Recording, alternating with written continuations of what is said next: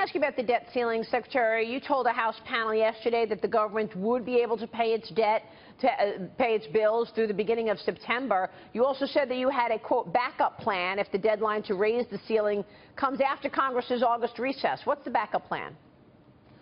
Well, Maria, I would just say our number one focus, and we've said this, is that the U.S. dollar is the reserve currency of the world. Our credit is the most important issue. We think that Congress should have tight controls on spending government dollars, taxpayer dollars. But when it comes to funding the government, and we've already spent the money, we need to raise the debt ceiling. And I look forward to working with Congress. I think the sooner we do this, the better.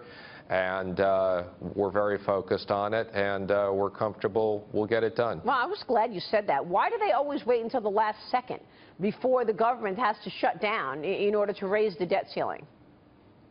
It's always this urgency.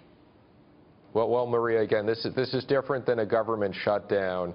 You know, again, to the extent that Congress doesn't want to spend money and the government shuts down, that's one thing. But this is about honoring our debts, the world markets looking to us, and this is something we're going to work with Congress on. We look forward to getting it done sooner rather than later, but I think everybody agrees we will be raising the debt limit. And so if everybody agrees you'll be raising the debt limit, why not just do it sooner rather than later? And I know this is what you're arguing, but my question is, why do we always get to that point where it's so close to the edge?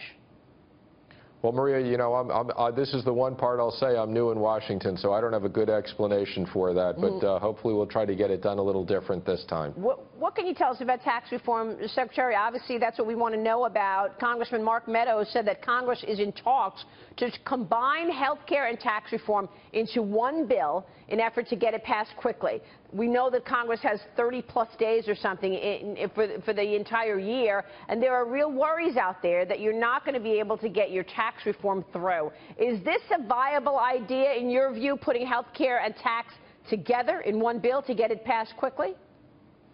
Well, let me just tell you, I have no higher priority than having tax reform done this year. I think, as I've talked about, we need to get back to sustained economic growth, 3% or higher, and to do that, we need to have tax reform, we need to have regulatory relief, and we need to have trade. And we're working every day. We're working with the House and the Senate. We're committed to get this done. There's a lot of work. There's 100 people in Treasury crunching numbers and focusing on this for us. And we're going to do everything we can possible to get it done this year, because we need to for the American public, to grow the economy, and that's our focus. Yeah, I mean, look, if the American people don't see real legislation done, now you've done a lot on rolling back regulations. We know that, and Congress as well. You've done a lot in terms of deregulation, exactly what the president promised. But he also promised the tax reform. Do you think it's viable that they can, in fact, pass legislation on tax reform in just 30 days, Secretary? I do. I think there's a lot of focus on this. People understand the importance of it.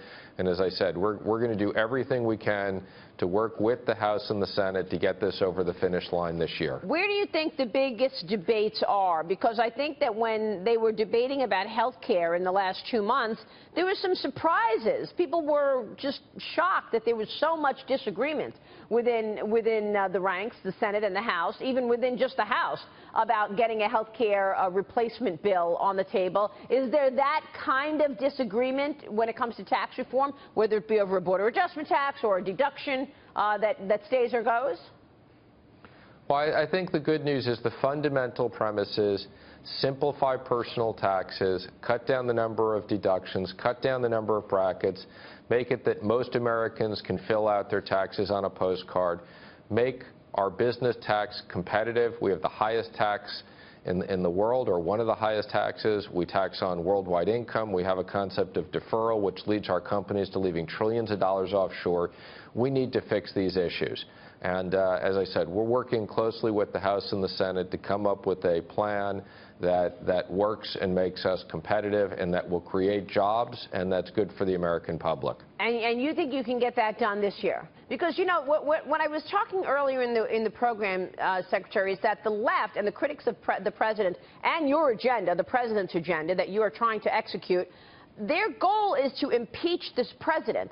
And if you do not get the legislation passed that you and your administration have promised, and they lose the House, the Dems come in, take over the House. That's going to be their first priority, impeach the president. You know that.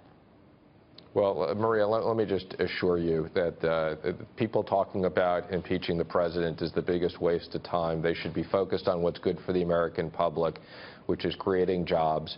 And that's what we're focused on, and that's what we're working on every day. Do you think you need to have a revenue piece of in the tax reform? I mean, people are saying, yes, we want to see lower taxes, but I can't vote for something that takes away the deduction of me writing off my home, my state income tax. There are all of these disagreements when it comes to the deduction. So do you need to have some area within the tax reform bill to raise revenue, whether it be, you know, eliminating those deductions or keeping the border adjustment tax idea alive? Well, the revenues is really going to be paid for through growth, and that's what we're focused on. We're focused on creating 3% growth. Now, as it relates to deductions, everybody's got their own special interest deduction, and you know that's what we're working on the details. We are committed to maintaining charitable deductions and the mortgage interest deduction for homeowners, but everything else is on the table. Okay, so the mortgage deduction and the charity deductions, those are only the two that you say must stay, and everything else is just on the table to be cut.